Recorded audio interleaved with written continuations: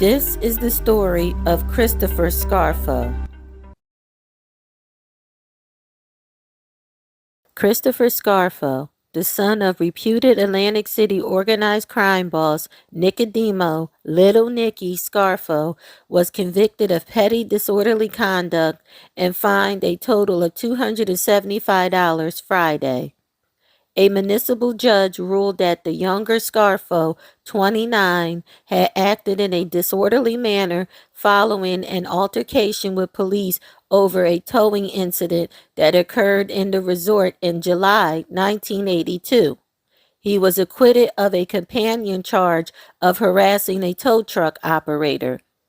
Immediately following Scarfo's trial, Municipal Judge Samuel Serrata began hearing testimony in the case of alleged organized crime figures Phil Leonetti and Lawrence Yogi Merlino, who were charged with defiant trespass at the Claridge Hotel Casino in September 1982. Lawyers for the two men argued that the Division of Gaming Enforcement had no legal right to order the men to leave the Claridge prior to their officially being placed on the casino exclusion list in 1983. Leonetti and Merlino were asked to leave the Claridge where they were attending a boxing match. They were regarded by the DGE as undesirables because of their alleged ties to organized crime, according to the testimony. The trials in municipal court here are the first in a series that will be heard by Serrata, involving numerous citations, mostly involving traffic offenses issued to alleged members of organized crime and their associates during the summer of 1982. The trials underway following 4 years of hearings and appeals by lawyers contending that the defendants were victims of selective prosecution. Many of the citations will be aired in the upcoming trials were issued during a 2-week period in late August, while Leonetti and his associates were under around-the-clock state police surveillance in the wake of the shooting and wounding of Joseph Salerno Sr. of Wildwood. Salerno's son, Joseph Salerno Jr., was a witness against the mob and was in federal protective custody at the time. Serrata ruled last week that the defense attorneys failed to prove their charges of selective prosecution in these cases.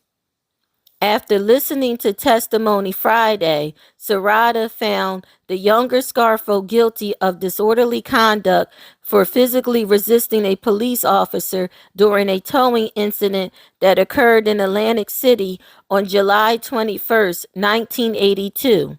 Scarfo had objected to his car being towed on that day, according to the testimony.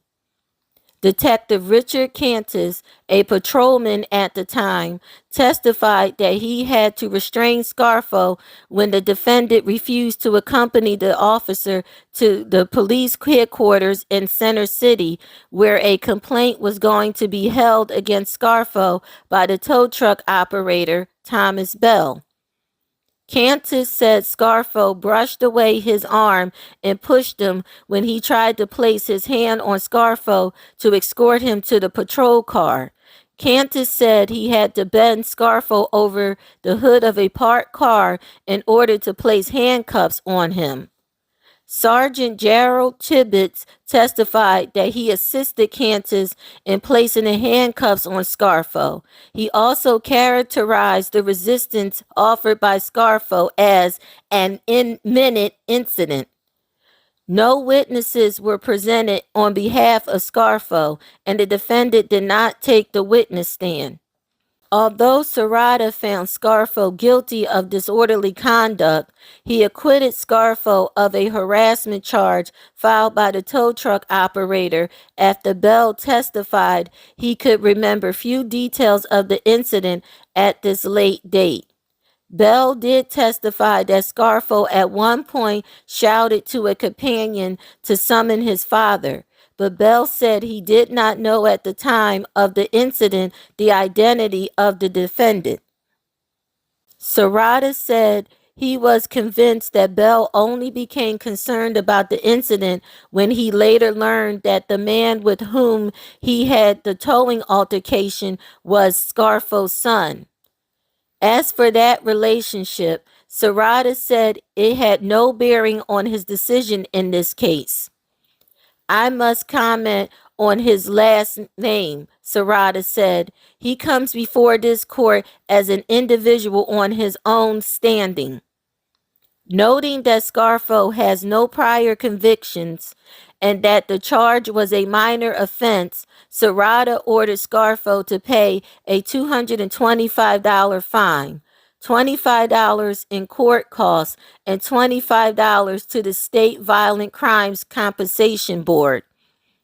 After the trial, Peter Brusso, the defendant representing Scarfo, said he believed law enforcement authorities had singled out his client because of his father's reputation concerning organized crime.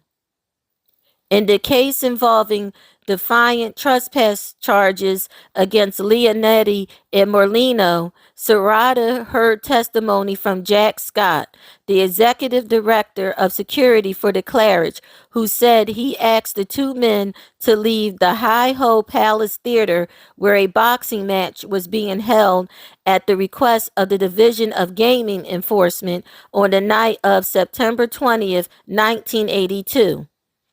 Scott testified the men refused to request the leave and were placed under arrest by the DGE after being read a formal eviction notice. A videotape of the incident filmed by the hotel security was played in court. The testimony will resume on February 25th. As of now, several reports stated he changed his last name to his wife's name to avoid the stigma which he inherited from his father.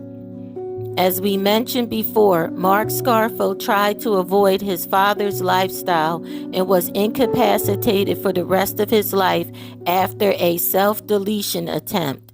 Mark Scarfo passed away on March 18, 2014.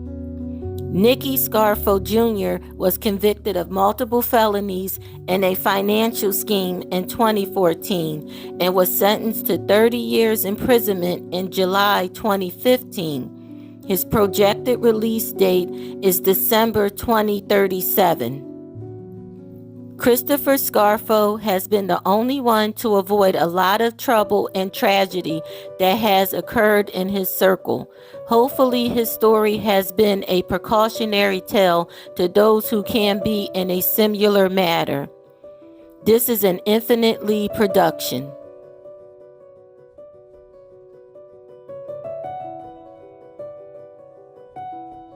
Thank you for watching this video. Please subscribe to our channel and check out more of our content.